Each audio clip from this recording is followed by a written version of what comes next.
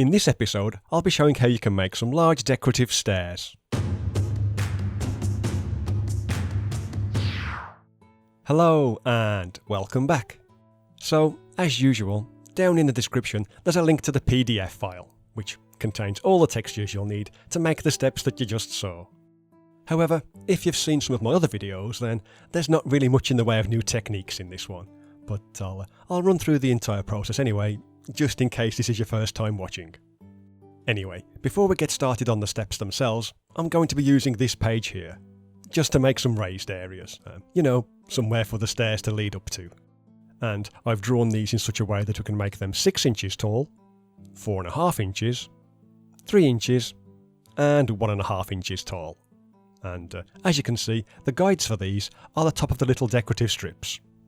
In addition to that, they can also be made 9 inches wide, 6 inches wide, and 3 inches wide. Though these have regular guidelines to help you cut them out. And since I only have a small crafting area, I'll be making the smallest option in this example, but it's the same kind of thing no matter which size you decide to make. Okay then, so to start things off, we'll cut out as much of the texture as we'll need to make 2 sides of a little box. So, since I'm going with the smallest option, I've made sure to cut out enough of the texture to make 2 pieces that will be 1.5 inches high by 3 inches wide.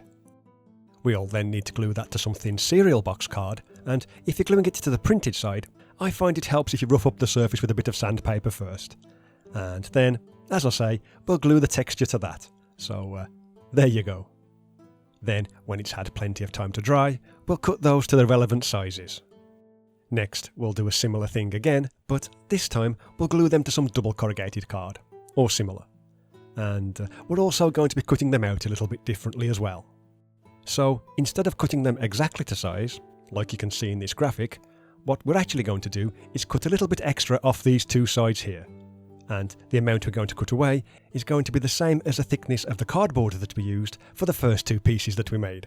So, if for example the cereal box was 1mm thick, we'll cut 1mm from both of these edges, if that makes sense. Anyway, that's what you can see me doing here. It's basically the same thing that we did with the pillars in the last episode, which, have a very similar aesthetic to these, as I seem to be obsessed with Dwarven terrain pieces at the moment. But yeah, that's that done. And we'll need to do the same thing with the other piece as well.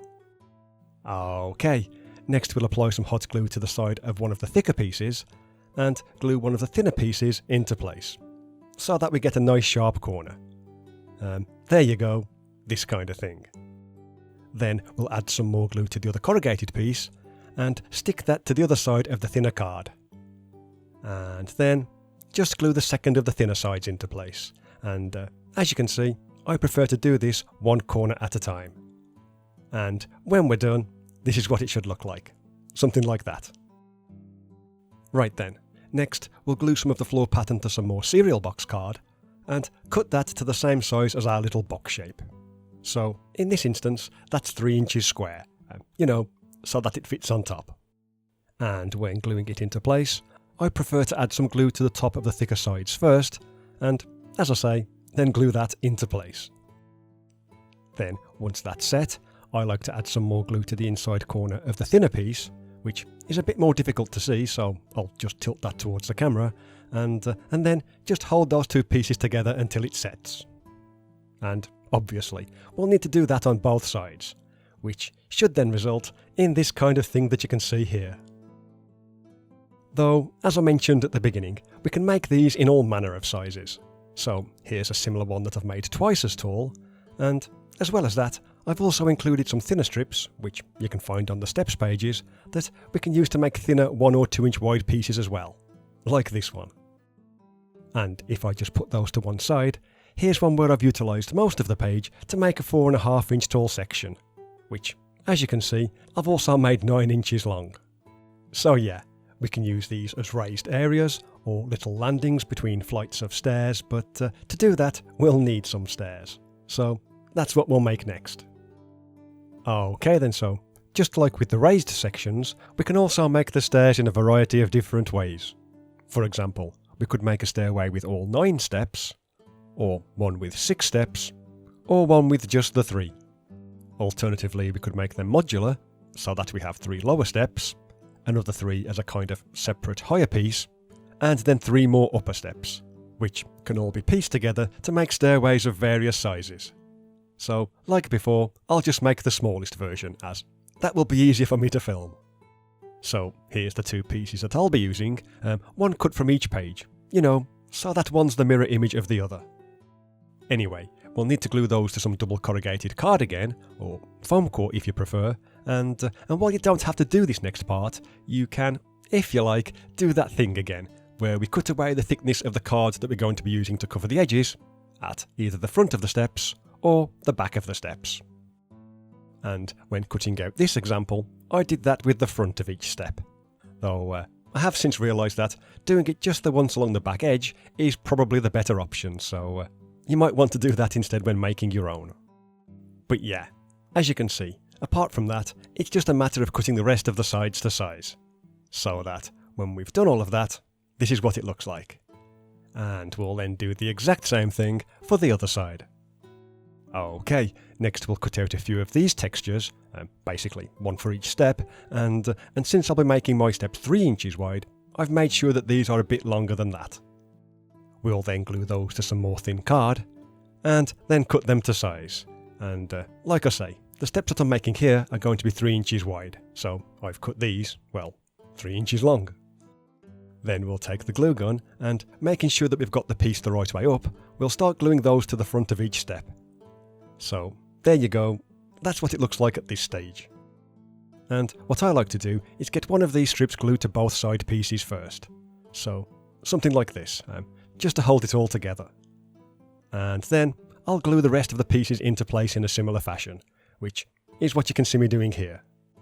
So, that's the edge of the top step done, and now I'm doing the edge of the bottom step. It's not super complicated.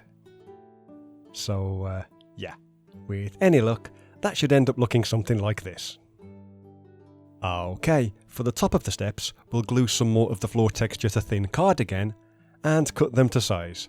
And, as you can see, in this instance, I'll need to make 3 of those that are 3 squares wide.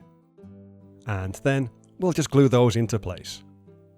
However, I will say that, when doing this, I do try to keep the hot glue away from the very edge of the side pieces, just so that it doesn't seep out when I push the top piece down into place. But yeah, there's the last one going on now, and there you have it. That's the kind of thing that we're aiming for. And while you could call that done, if you like, you can turn it upside down and reinforce some of the inside corners with more hot glue. So, something like this, though it is a bit hard to see. Anyway, that's how the stairs go together. Though, as I mentioned earlier, we can also make them in a modular fashion, like these steps here, which, as you'll notice, they've been made so that they can be placed alongside these lower steps to make a bigger stairway. So, something like that. In addition, we can also split them apart, and then add in the platform that we made in the first half of this video, and use that to have the stairs turn a corner, like you can see here. And the more of these that we make, the more versatile they become. So, as a quick example, here's a series of images that show some of the different size pieces that I've made, and how they can be placed alongside and on top of each other to make large impressive looking stairways. The kind of thing that would make for an interesting backdrop for an encounter or two. But yeah, I think that's pretty much everything covered for this one, and as you can see in this picture, they work really well alongside the pillars from the previous episode. So, all that's left to say is thank you very much for watching. It'd be good to hear what you think about these latest Dwarven themed videos down in the comments, and yeah, I'll see you in the next one. Bye for now.